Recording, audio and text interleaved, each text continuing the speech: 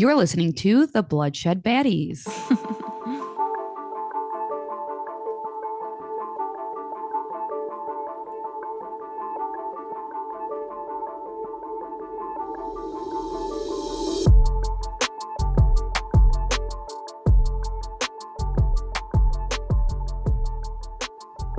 Hi, I'm Lex, And I'm Sam. and we are the Bloodshed Baddies. Hello, baddies. Welcome back. What up, what up, what up? So, Lex, 'tis the Lenten season upon us. If you are Catholic or grew up Catholic, you know what we're talking about. Basically, Lent is like before Easter, and then you're supposed to give something up or something like that. Because Jesus sacrificed in the desert, right? Yeah. So I have been pretty stressed out lately. You know, my life has some stressful stuff coming soonish into the Yes. sphere. So I'm really, when I get in those stressful modes, I oftentimes, like, that's when my thoughts spiral or like I start negatively thinking about myself. So I thought of a good one this year that I think you would approve. Every time I think bad about myself, like, oh, you look bad today or something like that, I have to say, no, you don't. And then give myself three compliments. That's amazing. It's also, in my therapy talk terms, is called reappraisals. So it's when you reappraise a thought with something that's more true. Ooh. And it doesn't always have to be, which was helpful for me. It doesn't always have to be like, I look bad today. Let me reappraise that to, no, you look good today. But it can be like, if you really can't find anything good about yourself, it could be, I look bad today, but my body allows me to do what I want to get done today. Ooh, I love that because that makes me feel a little bit better too, because you can still feel like you look bad. So that's nice too. I was going to ask you what you do when you get in situations like that, because I mean, come on, we all do. We're human. So what are things that you do? Yeah, I definitely use my reappraisals a lot. My old therapist would be so friggin' proud of me for saying this word because I used to be like, no, I'm not doing that. And I think like mine are typically about my body or not being good enough at something or like this is too hard. So I think I always try to look for like a fact because a lot of times we don't realize that like feelings and spiraling like that, those are thoughts, but thoughts aren't facts. I like that. So, like, I'm not good enough. I'll never be able to get this job done. Okay, but yesterday I made sure that I got X, Y, and Z done at work and I did it. So I can do it again today. I love that. And I like that there's a name to it. I didn't know that there was a name. I feel kind of cool that I can be like, oh, I'm saying my reappraisals now. Yeah. I also wanted to give a big shout out to you because we kind of have added to the socials and all of that. And I know we usually say this at the end, but I was wondering if you wanted to plug all our new stuff, Lex, before we get started. Yes. So originally we were just on Instagram while we were getting this started to give me just like one place that I had to worry about. Because neither of us are marketing people, neither of us are No. huge social media people. We don't understand how to get stuff out there. So I started with Instagram, but now we also have a Facebook. We are also Bloodshed Baddies on Facebook. And we have a TikTok. We are Bloodshed Baddies on TikTok. And then we also joined a streaming platform. So we are on Podbean.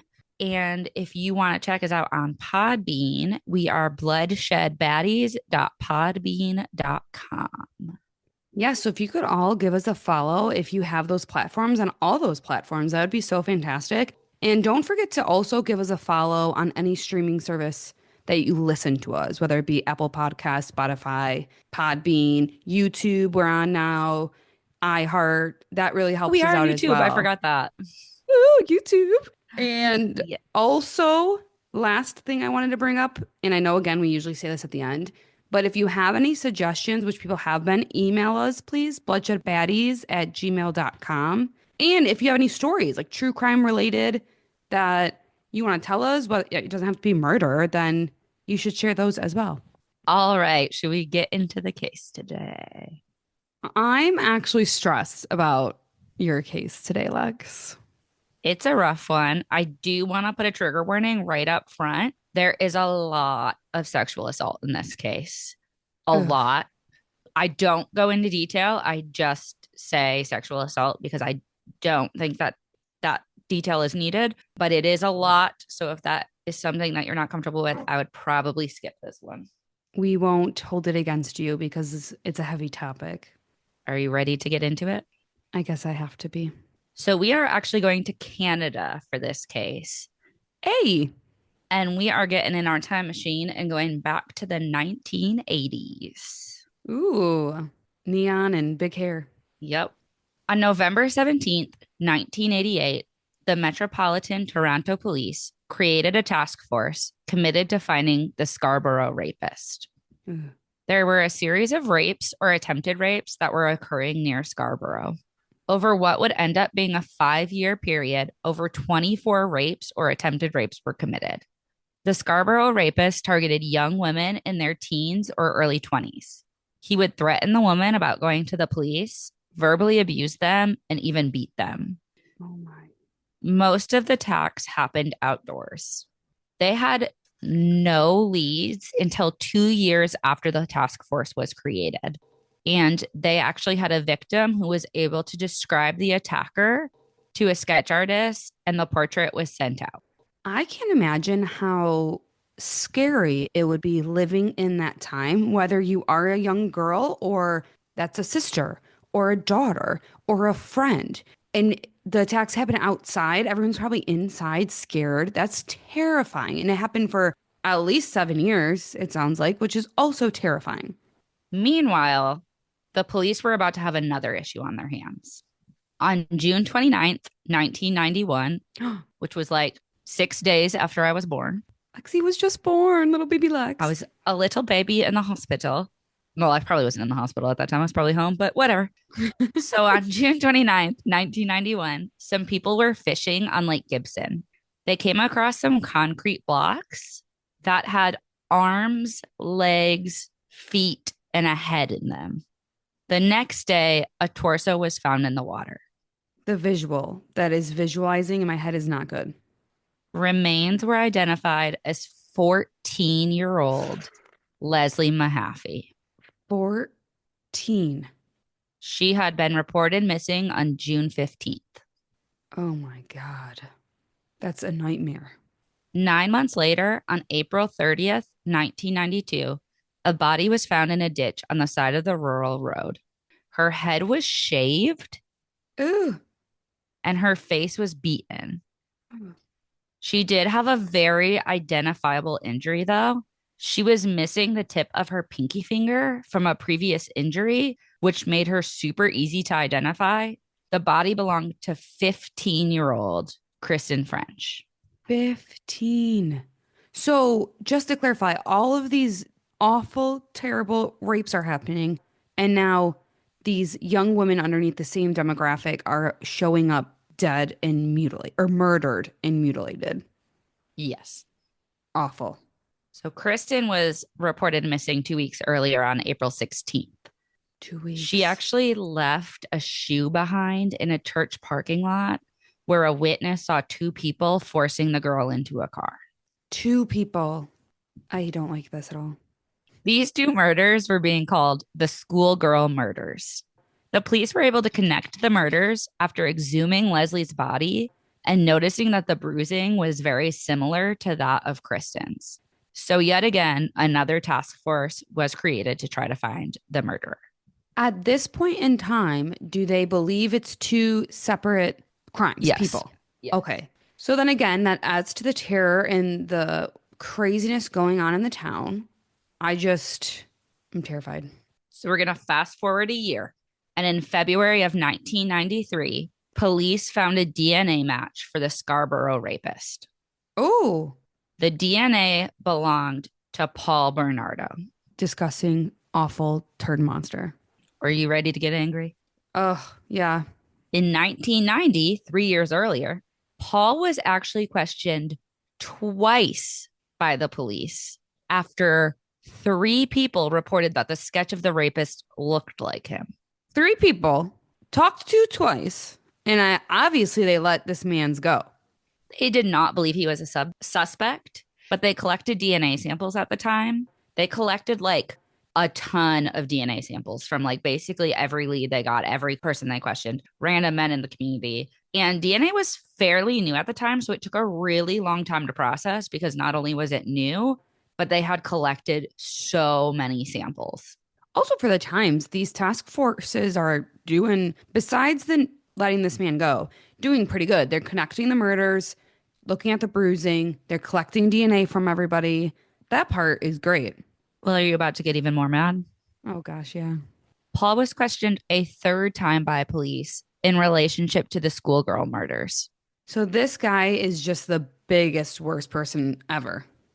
Someone tipped off the police that he was violent and engaged in aggressive sex. The police, once again, dismissed him as a suspect. Okay.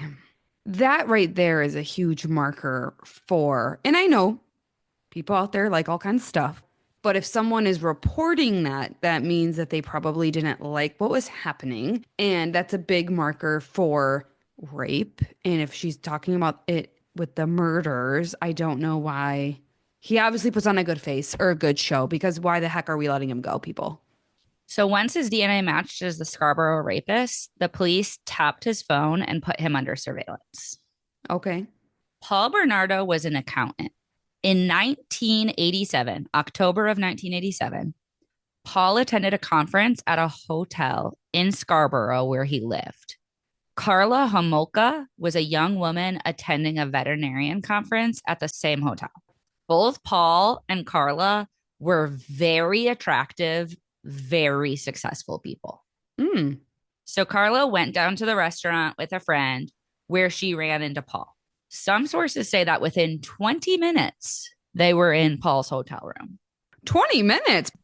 They bonded well because they both enjoyed engaging in sadomasochism. Okay. Again, you do you, boo boo, but then you just keep it with people who like that. Consenting people, please. Yes. Yes. After this, they are inseparable. They ended up dating and moved into Karla's parents' house. And then on February 1st, 1991, they moved into a house in Port Dallouise. They were married on June 29th, 1991, on Niagara on the Lake. June 29th, 1991? That date might sound familiar because that was the same date that The Leslie's rapist body was strikes. found. Oh, the body was found. The body Yes. was found. On the wedding night, Paul tells Karla that he has a sex offender that the police are trying to find. The wedding night. On the wedding night. Can you imagine? I don't even want to, but getting married and it's your wedding night and you get a bomb dropped on you like that. No, But also, Karla, run, girl. that's not what Karla does. We'll get Oh, into that. Karla. But for Paul, the apple does not fall far from the tree. Uh, Paul's father was a convicted child molester who abused his own daughter. so he saw it his whole life. Oh, that's just traumatic and awful and a lot to unpack. So we are now in January of 1993, and Karla arrives at the hospital severely beaten. She had been hit in the head hard enough with a metal flashlight to cause raccoon eyes. Oh my gosh. Raccoon eyes happens when there is a head trauma and dark bruises form around your eyes. These bruises are like purple, like bright purple. And the picture of her actually gave me a stomach ache. It's really, really bad. Oh, I don't even want to see it. This reminded me, though, do you remember in the book Educated when the mom gets a head injury and she has raccoon eyes? But they never take her to the Yes. doctor for it. Such an awful, if you have not read that book, you definitely should, but awful. Karla had also been stabbed with a screwdriver. A screwdriver. She leaves Paul and contacts a divorce lawyer. Oh, okay. So she's saying Paul's the one doing this. So this was in January 1993. Remember, in February 1993 is when the police make the DNA match. Hmm. So the police contact Karla about Paul. And at first, Karla is not cooperative with police at all. She eventually asks for a plea deal that if she testifies against him, she would be granted immunity. Okay. So that right there, you're involved, girl. Because why would you even ask that if you weren't involved? The police say, hell nah. Good. But we'll talk about a reduced sentence. Ugh. Karla was interrogated for 4 days. She talked in detail about Kristen and Leslie's kidnapping and deaths. Paul, meanwhile, was very uncooperative with police. He did soon find out that Karla was talking to the police and was enraged at the betrayal. You're both idiots. Like, what do you expect if you're both doing idiotic, terrible things? So Karla comes forward and talks about the kidnappings. Paul had taken Leslie directly from her backyard. Chills. He brought her home, very proud of himself. And Paul and Leslie were drinking champagne when Karla walked in, and she was furious. In her interrogation, she talks like a lot about how they had gone to Paris and bought these like very expensive champagne flutes, and Paul never let them drink out of him. But she walks in, and Paul and Leslie are drinking champagne out of these glasses. Also, I am very irritated with this woman that she makes it sound like, oh, they're just having this conversation and drinking champagne. Like, Paul kidnapped this little girl and probably is either A, forcing her to drink this champagne, or B, trying to be like, oh, I'm friendly. Ah. You know what I mean? And she's sitting here like, oh, I walked in and they were drinking champagne out of my wine glasses. That's your concern, you crazy lady. You will see that Karla tries to downplay these situations a lot. That makes me so flippin' mad because you can't downplay when you can help your husband kidnap, I'm assuming rape and murder a young woman. As Karla started talking to Leslie, Paul came up behind her with a rag with halothane on it, which halothane is a anesthetic, so it puts you to sleep, Okay. and knocked Leslie out. Together, they held Leslie for 24 hours, drugging her, torturing her, and raping her. As a human, how do you do that? As a man, how do you do that?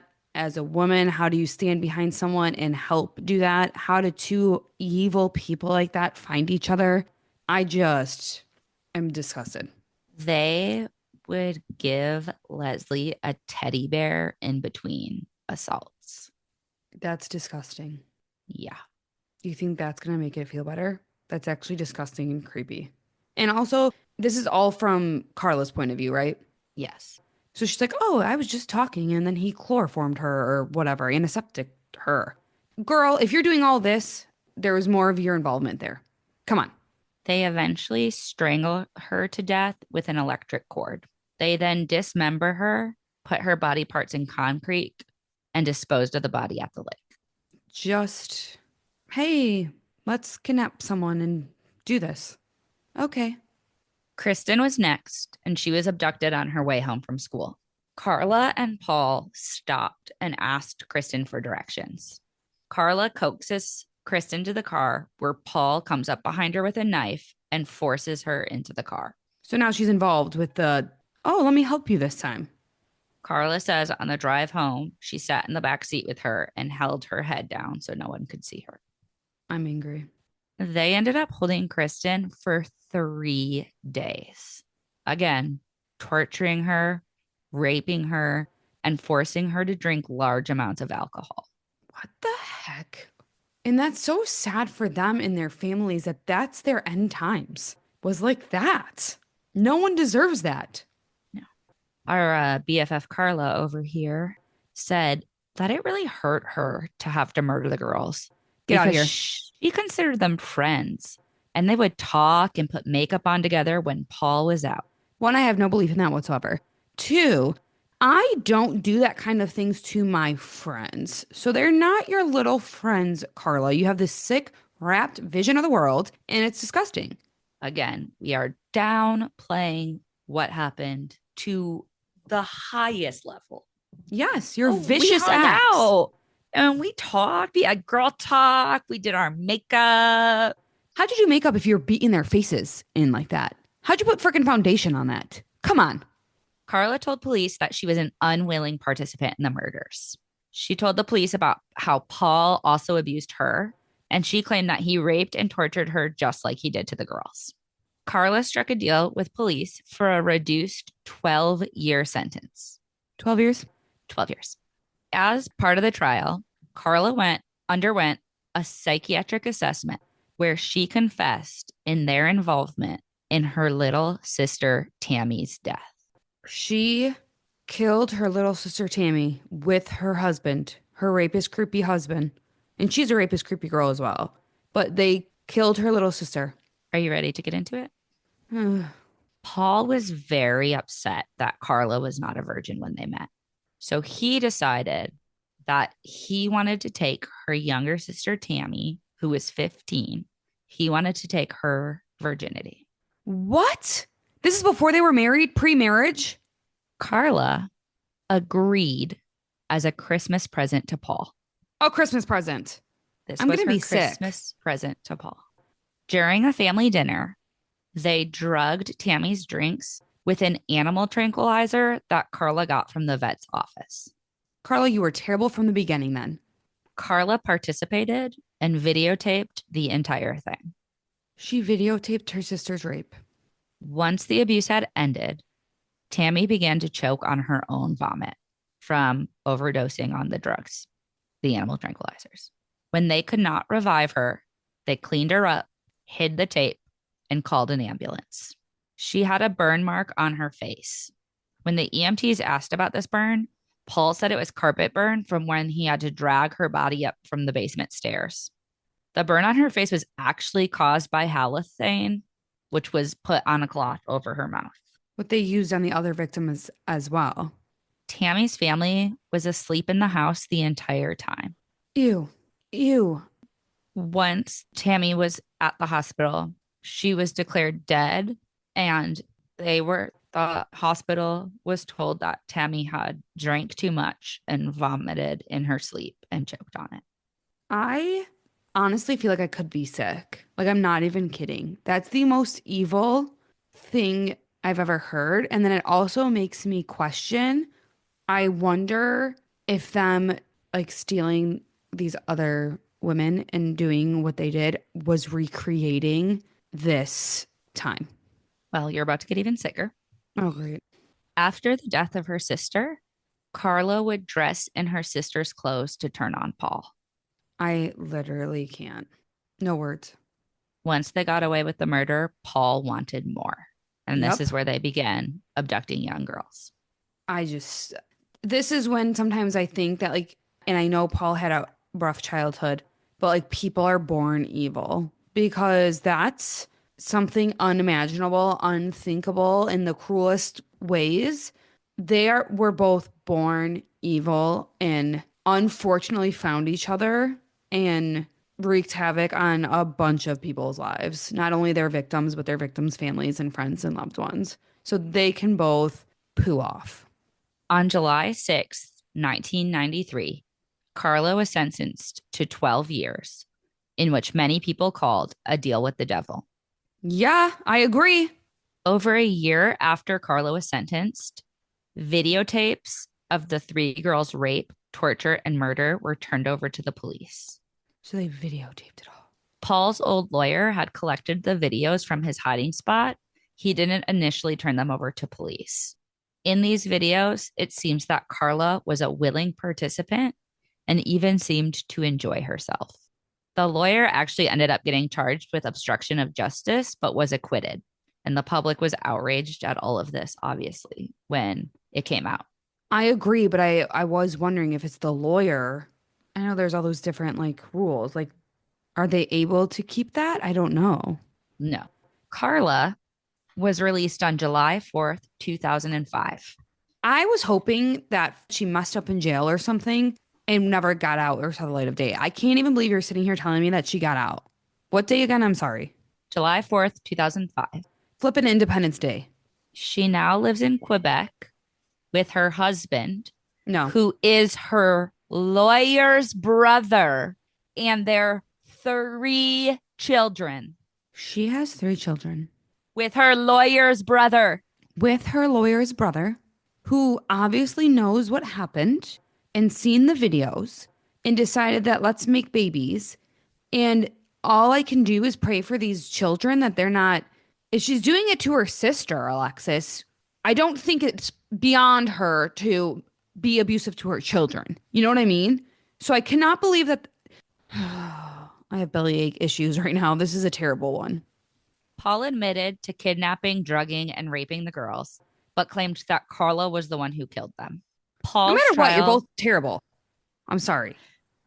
Paul's trial lasted 4 months. 4 months. Karla was on the stand for 17 days. I hope she was miserable as can be. I hope the questions were awful. Good, good. I hope she was tortured up there. Paul was sentenced to life in prison. He, of course, tried to appeal, but his appeal was denied. He became eligible for parole in 2018, but his parole was denied. This man was eligible for parole, though. What a He is joke. current he is currently incarcerated at Millhaven Maximum Security Prison. And because these people were very attractive people and very successful, they have been dubbed the Barbie and Ken killers. Which they probably love, to be honest. I am disgusted that that woman is out living a life with children. I'm disgusted that that man was even eligible for parole. I am disgusted by this whole flipping situation. So in Canada, they actually have like at a life sentence after 25 years, you are eligible for parole. It's just different than the United States. I feel like it's problematic, Canada. And everyone always says you're so nice and peaceful. Come on. That's why they're nice and peaceful. Yeah, but this disgusting man. I mean, just because you're eligible doesn't mean you're getting out. That's true. And he didn't. And he did You not. have to prove that you're not dangerous to society anymore. And he's obviously probably going to be dangerous to society for the rest of his life. But that's what makes me mad about this chick because she's a freaking danger to society as well. Oh, yeah. And this lawyer's brother has some screws loose because he does. Because there's some dangers to society there. Or Yeah. who dates someone that's dangerous to or marries someone who he knows is a Raped danger to and society. killed women. Yeah. Yeah, and probably seen if the brother is the lawyer, the brother's seen those videos. That's disgusting. Mm-hmm. Imagine that Thanksgiving. Stop. I'm serious. That's sick. Ugh. I feel like I need a palate cleanser. That was awful. That was the worst episode yet. You want to hear a joke? Yes. What do you call a dinosaur who can't drive? What? A Tyrannosaurus Rex. I'm just trying to offer a palate cleanser. This was a very rough one. I'm very happy I'm done with it. I was actually listening to another podcast, not a true crime podcast, Thread Talk podcast. Shout out to Thread Talk podcast. It's amazing. I love it. It's one of the podcasts where they read like Reddit stories on it. And she had just like mentioned in passing the Barbie and Ken killers because they're from Canada. And I was like, oh yeah, I kind of know about them. That would be a good one to do for the pod. And then I got into it and I was like, ooh, I forgot how bad this one is. I know. I don't know how you researched it. Did you have to like watch something funny or something afterwards? Yeah, I did it. Usually I do most of my research in like a big chunk. And then like I sit down the next day and put it into like more of a cohesive document. But I did this one over like 3 to 4 days. Oh, you would have to take breaks. Yeah. And they're just, oh, that's so awful. And it's just so sad that, again, that those poor girls and the poor families and the how evil people can be. And yeah, there's also a 4-part documentary on a lot of streaming platforms. I was going to watch it, but I couldn't do 4 parts. But I did watch on Amazon Prime. There's a show called Confessions of a Serial Killer. And season 2, episode 8 is about this case. And they break it down. I really liked how they break it down. It's only a 45-minute episode. And they have like different experts on that kind of talk about different things to like kind of break it up. And I really enjoyed that episode. so definitely go watch it if you're intrigued by this. I feel like I never want to hear Barbie and Ken killers, murderers in my life ever again. Like that leaves me with such a bad feeling. Ugh. Well, Sam had to listen. She had no choice. But if you're still around for this one, thank you for listening. Just a reminder, please give us a follow on Instagram, TikTok, Facebook, YouTube, and Podbean. And on your whatever podcast platform you're listening to, please give us a review and make sure you are subscribed so you're downloading our episodes because that helps us a ton. Woo! Send us an email with a case suggestion just to say hi Again, if you have a true crime story, we would love to see like how the baddies have experienced crime. Maybe make an episode on that to bloodshedbaddies@gmail.com. Don't forget our intro music is made by Cousin Vinny. I do believe he has new music coming soon, Lex. I saw that today. It was a Ooh. little teaser. I'm very excited, and you should be too, baddies. Cousin Vinny is on Instagram at Cousin Vinny, and it's VINNIEE. Everyone should go follow him too. Tell a friend, tell someone, and tune in next week for hopefully, well, I mean, they're not digestible. Tune in next week for a me episode, a Sam episode. Well, until next time. Do your reformations. What are they called? Oh, yeah. Do your reappraisals. Reappraisals, especially after that episode. Say like positive things and positive energy in your life, everybody. We hope the And best. don't say anything about yourself that you wouldn't say about your best friend. Love it. Yes. We love you, baddies. Thank you for listening to us. Bye, bye, bye, bye, bye.